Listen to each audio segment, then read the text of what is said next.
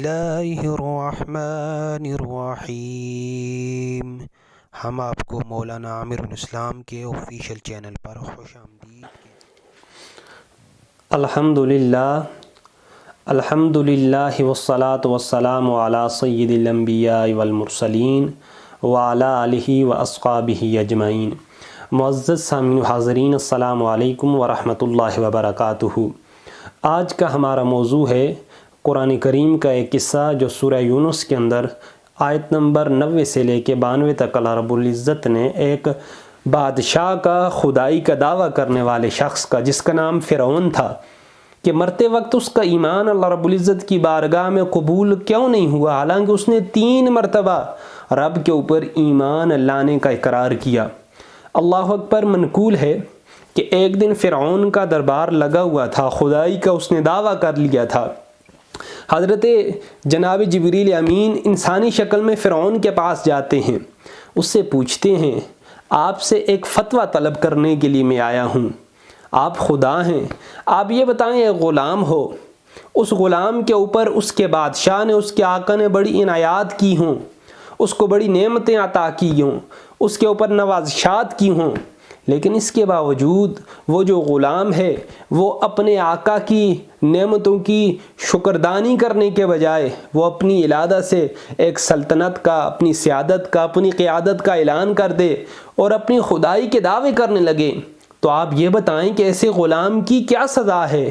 تو فرعون نے کہا کہ وہ غلام جو اپنے آقا کی نافرمانی کرے، جو اپنے مالک کے روبرو اس کی نعمتوں کا شکر ادا کرنے کے بجائے وہ اپنے مالک کی بغاوت کے اوپر اتر آئے، تو اس کے بارے میں میرا فتویٰ یہی ہے، میں لکھ کے یہ دیتا ہوں کہ ایسے غلام کو دریا برد کر دیا جائے، اس کو غرق کر دیا جائے، ایسے غلام کو زندہ رہنے کا کوئی حق نہیں۔ اللہ اکبر۔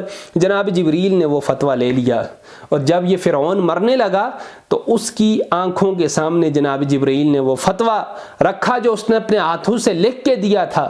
اس کی تھوڑی دیر بعد فرعون غرق ہو گیا۔ بیان کیا جاتا ہے کہ فرعون جب اپنے لشکریوں کے ساتھ دریا میں غرق ہونے لگا، اب اس کا لشکر کتنا تھا، بنی اسرائیل کتنے تھے؟ تفسیر ابن کثیر کے اندر لکھا ہے کہ بنی اسرائیل کے 6 لاکھ افراد تھے، بچوں کو چھوڑ کے۔ وہ جب دریا پار کر کے چلے گئے تو فرعون جب اپنے لشکر کے ساتھ پہنچا تو 1 لاکھ گھوڑے سیاہ تعداد کے، سیاہ رنگ والے اس کے لشکر میں موجود تھے، اور بقیہ جو اونٹ تھے، جو گھوڑے تھے، جو خچر تھے، بے پناہ تھے، جن کا کوئی حد نہیں تھی، کوئی حساب نہیں تھا۔ تو اس نے جب یہ مرنے لگا تو 3 مرتبہ جو ہے وہ کلمہ پڑھا۔ پہلی مرتبہ اس نے ڈوبتے وقت کیا کہا؟ آمنتو، میں ایمان لایا۔ دوسری مرتبہ کہا انہو لا الہ الا الذی آمنت بہ بنو اسرائیل، یعنی اس اللہ کے سوا جس پر بنی اسرائیل ایمان لائی کوئی دوسرا خدا نہیں۔ اور تیسری بار یہ کہا وَأَنَا مِنَ الْمُسْلِمِينَ، یعنی میں مسلمان ہوں۔ روایت ہے حضرت جبریل امین نے فرعون کے منہ میں خداوند قدوس کے حکم سے کیچڑ بار دی، اور یہ اچھی طرح کلمہ ایمان ادا نہ کر سکا۔ قرآن کہتا ہے وَجَاوَزْنَا بِبَنِي إِسْرَائِيلَ الْبَحْرَ فَأَتْبَعَهُمْ فِرْعَوْنُ وَجُنُودُهُ بَغْيًا وَعَدْوًا حَتَّى إِذَا أَدْرَكَهُ الْغَرَقُ قَالَ آمَنْتُ أَنَّهُ لَا إِلَٰهَ إِلَّا الَّذِي آمنت بہ بنو اسرائیل وَأَنَا مِنَ الْمُسْلِمِينَ۔ اور ہم بنی اسرائیل کو دریا پار لے گئے تو فرعون اور اس کے لشکروں نے ان کا پیچھا کیا سرکشی اور ظلم سے، یہاں تک کہ جب اسے ڈوبنے نے آ لیا تو اس نے کہا میں ایمان لایا کہ کوئی سچا معبود نہیں سوا اس کے جس پر بنی اسرائیل ایمان لائے۔ اور آگے کیا کہنے لگا؟ اور میں مسلمان ہوں، وَأَنَا مِنَ الْمُسْلِمِينَ۔ اللہ اکبر۔ فرعون غرق ہو گیا، سارے فرعونی غرق ہو گئے، لیکن بنی اسرائیل کے دلوں میں اس کا اتنا رعب اور دبدبا تھا، وہ اس کے مرنے کے بارے میں، اس کی موت کے بارے میں تذبذب کا شکار تھے، یعنی جو خود خدا تھا وہ کس طرح مار سکتا ہے؟ اللہ اکبر۔ تو اللہ رب العزت نے ان کے دلوں سے اس شک کو نکالنے کے لیے فرعون کی لاش کو خشکی کے اوپر پھینک دیا، دریا کو حکم ہوا، دریا نے لاش کو باہر پھینک دیا۔ جب بنی اسرائیل والوں نے اس کی لاش کو دیکھا تو اللہ رب العزت کا مقصد اور منشا یہ تھی کہ تاکہ عبرت بھی حاصل کریں اور تاکہ ان کے دل میں میری جو نشانیاں ہیں وہ پختہ بھی ہو جائیں کہ اللہ والے اور اللہ کے اوپر ایمان لانے والے وہ ڈوبا نہیں کرتے، وہ نجات پا جاتے ہیں، اور جو اللہ کے برابری کا، خدائی کا دعویٰ کرتے ہیں ان کا انجام فرعون کے انجام جیسا ہوا کرتا ہے۔ اور مشہور یہ ہے کہ اس کے بعد ہی پانی نے لاشوں کو قبول کرنا چھوڑ دیا، ہمیشہ پانی لاشوں کو اوپر تیراتا رہتا ہے یا کنارے پر پھینک دیتا ہے، اس سے پہلے لاشیں کنارے پر یا پانی کے اوپر تیرا نہیں کرتی تھیں۔ اور اسی طرح اس واقعے سے ہمیں بہت سارے اسباق ملتے ہیں۔ فرعون باوجود اس کے کہ اس نے 3 مرتبہ ایمان لانے کا اعلان کیا مگر پھر بھی اس کا ایمان مقبول نہیں ہوا، اس کی کیا وجوہات ہیں؟ تو مفسرین کرام نے 3 بیسک وجہ لکھی ہیں۔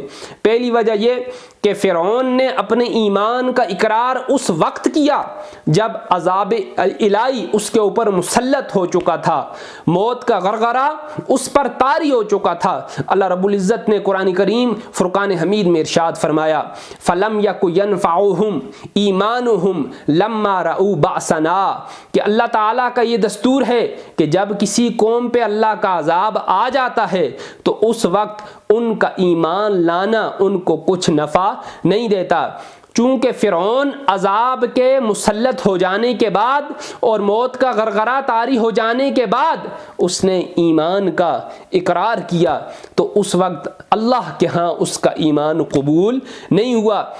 جناب جبریل امین کو اللہ رب العزت نے حکم دیا کہ اس کے منہ میں جا کے کیچڑ بھر دیں، اور یہ جب کہے کہ میں ایمان لا رہا ہوں، حالانکہ اس وقت جب یہ ایمان لا رہا تھا اس وقت موت کے ہاتھ پاؤں اس کے اوپر حاوی ہو چکے تھے، جناب جبریل امین نے اس کے منہ میں وہ کیچڑ ڈالی اور پھر یہ کلمہ ایمان اپنے منہ سے نہ کہہ سکا۔ دوسری وجہ مفسرین کرام نے یہ بیان فرمائی کہ خدا کی توحید کے ساتھ ساتھ نبی کی رسالت کے اوپر ایمان لانا بھی ضروری ہے، ورنہ اس کے بغیر کوئی بندہ مومن نہیں بن سکتا۔ فرعون نے کہا لا الہ الا الذی آمنت بہ بنو اسرائیل، کہ یعنی صرف خدا کی وحدانیت کا اس نے اقرار کیا کہ بنی اسرائیل والے جس خدا کو مانتے میں اس کے اوپر ایمان لاتا ہوں، لیکن حضرت موسیٰ کلیم اللہ کی نبوت کو نہیں مانا، تو نبی کی نبوت کو نہ ماننے کی وجہ سے اللہ رب العزت نے فرعون کو ڈبو بھی دیا، اس کو مردود بھی کیا اور فی النار بھی اس کو کر دیا، اور اس کا ایمان بھی اللہ رب العزت کے ہاں مقبول نہیں ہوا۔